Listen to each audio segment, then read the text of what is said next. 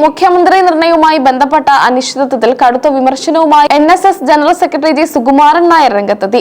കോൺഗ്രസിന്റെ ആഭ്യന്തര കാര്യങ്ങളിൽ മുസ്ലിം ലീഗ് അടക്കമുള്ള ഘടകകക്ഷികൾ അനാവശ്യമായി ഇടപെടുന്നുവെന്നും ഇത് ജനാധിപത്യ മര്യാദകളുടെ ലംഘനമാണെന്നും അദ്ദേഹം പെരുന്നയിൽ മാധ്യമങ്ങളോട് സംസാരിക്കവേ ആരോപിച്ചു. മുഖ്യമന്ത്രിയെ തീരുമാനിക്കുന്നത് വൈകുന്നതിലൂടെ UDF വലിയ ജനവിധി കളഞ്ഞുകൊടുക്കുകയാണെന്ന് അദ്ദേഹം കുറ്റപ്പെടുത്തി. മുഖ്യമന്ത്രി ആരാകണമെന്നത് പൂർണ്ണമായും കോൺഗ്രസ് എടുക്കേണ്ട തീരുമാനമാണ്.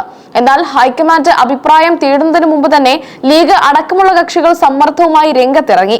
ഇന്ന ആള് വേണം, ഇന്ന ആള് വേണ്ട എന്ന് പറയാൻ ഘടകകക്ഷികൾക്ക് എന്ത് അധികാരമാണുള്ളതെന്നും സുകുമാരൻ നായർ ചോദിച്ചു. ഇത്തരം ഇടപെടലുകൾ ജനാധിപത്യ സംവിധാനത്തിന് ഒട്ടും ചേരുന്നതല്ലെന്ന് അദ്ദേഹം ഓർമ്മിപ്പിച്ചു. ഘടകകക്ഷികളുടെ ഭാഗത്തു നിന്നുണ്ടായ ഈ അമിത ഇടപെടലാണ് പ്രഖ്യാപനം ഇത്രയും നീണ്ടുപോകാൻ കാരണമെന്നാണ് NSSന്റെ വിലയിരുത്തൽ. എങ്കിലും ഹൈക്കമാൻഡ് പൂർണ്ണമായും ഈ സമ്മർദ്ദത്തിന് വഴങ്ങിയെന്ന് പറയാനാവില്ല. അങ്ങനെയായിരുന്നുവെങ്കിൽ പ്രഖ്യാപനം ഇതിലും വേഗത്തിൽ നടക്കുമായിരുന്നു. ആര് മുഖ്യമന്ത്രിയായി വന്നാലും അതിനെ അംഗീകരിക്കുക എന്നതാണ് മുന്നണി മര്യാദയെന്നും സുകുമാരൻ നായർ വ്യക്തമാക്കി. UDFന് ലഭിച്ച ചരിത്രപരമായ വിജയത്തെ നേതാക്കളുടെ ഈ പിടിവാശി തകർത്തു കളഞ്ഞു. നിലവിലെ സാഹചര്യത്തിൽ കേരളത്തിൽ ഒരു ഭരണമുണ്ടോ എന്ന് പോലും സംശയിക്കേണ്ടിയിരിക്കുന്നു. സ്കൂളുകൾ തുറക്കുന്ന സമയമായിട്ടും ജനങ്ങളുടെ അടിസ്ഥാന പ്രശ്നങ്ങൾ പരിഹരിക്കാൻ ആരുമില്ലാത്ത അവസ്ഥയാണ്. ജനങ്ങൾ ഈ അനാസ്ഥയിൽ പൊറുതിമുട്ടിയിരിക്കുകയാണെന്നാണ് അദ്ദേഹം രൂക്ഷമായ ഭാഷയിൽ വിമർശിച്ചത്. കോൺഗ്രസ് നേതാക്കളുടെ പെരുമാറ്റത്തിൽ യാതൊരു മാന്യതയുമില്ലെന്ന് സുകുമാരൻ നായർ പരിഹസിച്ചു. ഇപ്പോൾ വീണ്ടും ഒരു തിരഞ്ഞെടുപ്പ് നടത്തിയാൽ കോൺഗ്രസിന് 30 സീറ്റ് പോലും ലഭിക്കില്ല എന്നതാണ് കേരളത്തിലെ യഥാർത്ഥ ജനവികാരം. അധികാരത്തിന് വേണ്ടി തമ്മിലടിക്കുന്ന നേതാക്കൾ ജനങ്ങളുടെ പ്രശ്നങ്ങളെ കുറിച്ച് ചിന്തിക്കുന്നില്ല എന്നത് ദൗർഭാഗ്യകരമാണെന്ന് അദ്ദേഹം പറഞ്ഞു.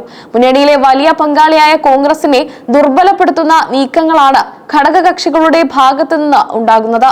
ഹൈക്കമാൻഡ് സ്വന്തം നിലയ്ക്ക് തീരുമാനമെടുക്കാൻ ശ്രമിക്കുമ്പോൾ അതിനെ തടസ്സപ്പെടുത്തുന്ന നീക്കം അംഗീകരിക്കാനാകില്ല. 3 നേതാക്കളുടെ പേരുകൾ പരിഗണനയ്ക്ക് വന്നപ്പോൾ ആരെയും എതിർക്കാനോ അനുകൂലിക്കാനോ ഘടകകക്ഷികൾ തുനിയരുതായിരുന്നുവെന്ന് അദ്ദേഹം കൂട്ടിച്ചേർത്തു. സംസ്ഥാനത്തെ ഭരണസ്തംഭനം വികസന പ്രവർത്തനങ്ങളെയും ബാധിച്ചിരിക്കുകയാണ്.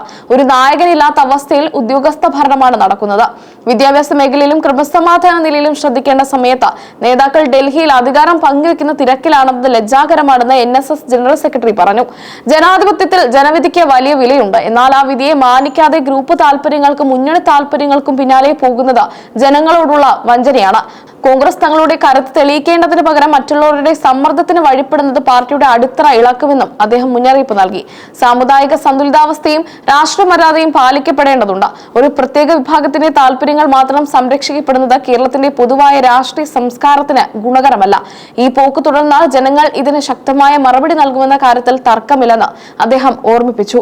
വ്യാഴാഴ്ച മുഖ്യമന്ത്രിയെ പ്രഖ്യാപിക്കുമെന്ന് പറയപ്പെടുമ്പോഴും നിലവിലെ മുറിവുകൾ ഉണങ്ങാൻ സമയമെടുക്കും. അധികാരമോഹത്തിന് മുന്നിൽ കേരളത്തിന്റെ താല്പര്യങ്ങൾ ബലികഴിക്കരുത് എന്ന കർശനമായ താക്കീതോടെയാണ് സുകുമാരൻ നായർ തന്റെ വാക്കുകൾ അവസാനിപ്പിച്ചത്.